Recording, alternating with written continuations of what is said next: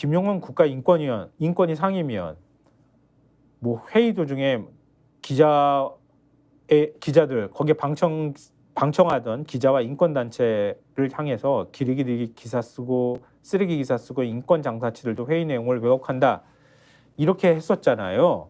그런데 이 사람이 어떤 사람인지를 오늘 한겨레 신문이 신면에다가 보도했습니다. 기사 제목이 경찰 폭행 할복 권유 막말 김용원이 더 화려한 과거. 이 어떤 사람이었길래 이렇게 제목을 달아놨나 아마 궁금하실 것 같아요. 이 검사 출신인 사람이거든요. 검사 출신은 검사가 얼마나 바닥일 수 있는지를 보여주는 사람이 아닐까 싶어요. 그러니까 검사 시절에 1990년 1월 10일 1990년 엊그제 같지 않으십니까? 1990년이 김윤아 평론가 몇 살 때예요? 저는, 엊그제가 뭐 엊그제 같은 건 똑같지. 저는 굉장히 어렸을 때인데 엊그제 굉장히 어렸을 때라고 얼버무리지 말고 한 8살? 7살? 네, 굉장히 어렸죠. 네. 1990년은 그렇구나. 9살쯤 됐겠구나. 8살이 아니었을까요? 8살쯤. 네. 그렇구나. 어렸구나. 90년이. 그렇죠. 네. 난 대학교 2학년이었어.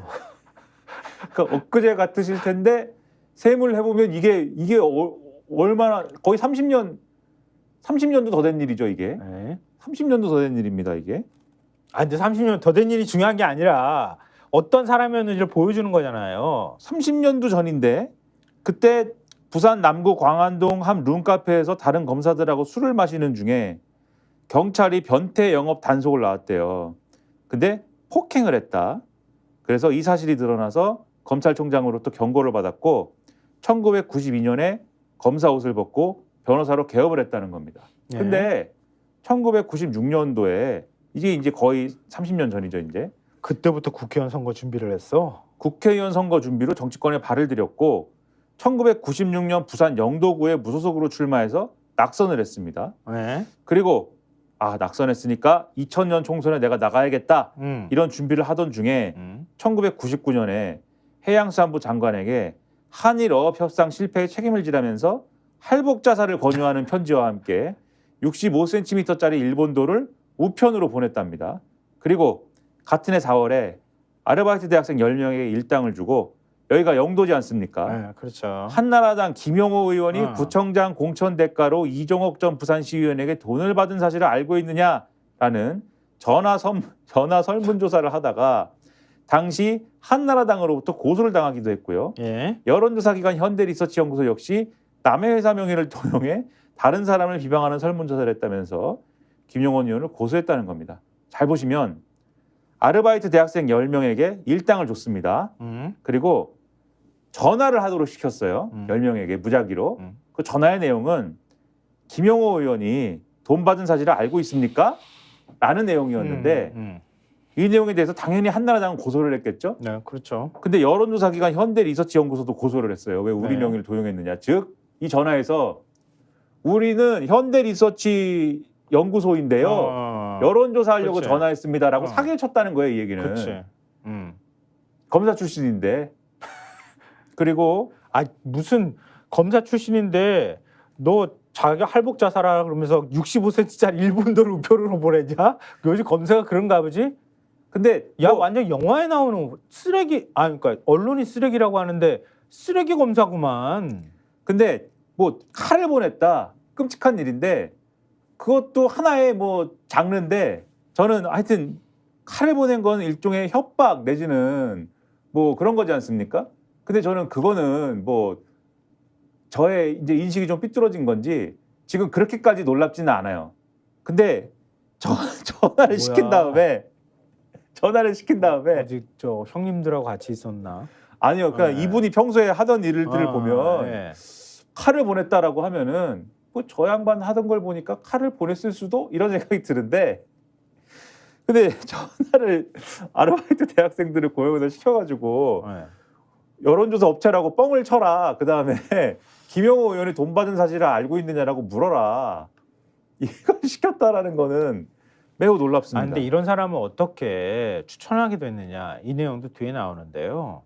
지난해 1월 김 의원을 윤석열 대통령에게 1순위 후보로 추천한 인권위 상임위원 후보 추천위원회는 이런 사실을 전혀 파악하지 못했다고 합니다. 후보 추천위는 김 의원이 1987년 부산 최대 불황화 수용시설, 그러니까 형제복지원 울주 작업장을 수사한 이력에 큰 무게를 두고 높은 점수를 줬답니다. 김 의원은 면접에서 이렇게 얘기를 했대요. 서슬퍼런 전두환 정권 아래서도 굴하지 않았다. 후보 추천위원회에 참여했던 한 인사는 한겨레 당시 대통령에게 복수로 추천한 인물 중 나머지 2명은 극우 유튜브거나 인권에 대한 이해가 없어 김 의원이 그나마 나왔다고 판단한 것으로 안다. 이렇게 얘기를 했답니다. 그러면 다 어떤 사람을 추천했을지가 훤히 보이지 않습니까? 대통령 지명으로 지난해 2월 임명된 김영호 상임위원은 군 관련 사건을 총괄하고 군 사망사고 시 입회 권한을 지닌 군인권보호관을 겸하고 있는 상황입니다. 그리고 상임위원으로서 검찰, 경찰 등 주요 권력기관에 대한 피해 진정사건을 다루는 치매구제 제1위원회 소위원장도 맡고 있다고 합니다. 이거 일본도 보내드려야 되나? 경향신문 사설 보여주십시오. 기레기 장사치 막말하는 인권위원 언제까지 봐야 하나? 이게 사설 제목이에요.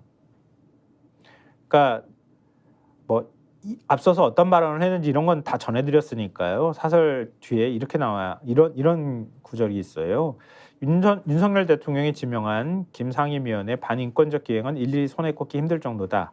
그는 지난해 11월 유엔 여성차별철폐위원회에 제출할 보고서를 심의하는 전원위원회에서 일본군 성노예제 문제를 다 알고 있는데 자꾸 얘기를 꺼내서 우리가 얻고자 하는 게 무엇이냐라고 얘기를 하기도 했고요. 인권위를 항의 방문한 윤일병 유족을 불법 건조물 침입 등의 혐의로 경찰에 고발하기도 했다 합니다. 김 의원의 이런 행태를 비판하는 건 언론과 인권단체 본연의 역할인데 근데 쓰레기라고 하고 그랬다는 거예요. 적반하장이다 이렇게 사설은 지적하면서요. 인권위는 보수 정권이 들어서면 권한 독립성이 약해지는 일이 반복되곤 했다. 그래도 지금 일부 상임위원들의 언행처럼 막장으로 치닫지는 않았다. 인권 감수성이라고는 눈꽃만치도 찾아볼 수 없는 김 의원의 독선과 자충우돌. 그로 인해 인권위가 희화화, 무력화되는 건 더 이상 묵과할 수 없는 지경에 이르렀다. 야당이라도 실효성 있는 대책을 강구하길 바란다. 이 마지막 문장, 야당이라도 실효성 있는 대책을 강구하기 바란다. 이 얘기는 여당이나 윤 정부한테 기대할 게 없다. 이렇게 경향에서 생각했다는 뜻으로도 읽히네요. 이 소식과 함께 오늘 지금 서울대병원에서 처음으로 의사들이 집단 휴진을 하게 되잖아요. 스픽스는 말하는 언론입니다. 대세는 유튜브, 그중에서 스픽스. 좋아요, 댓글, 구독, 알림 설정. 여러분이 저희를 사랑해 주시고 우리가 여러분을 사랑하는 4가지 방법입니다.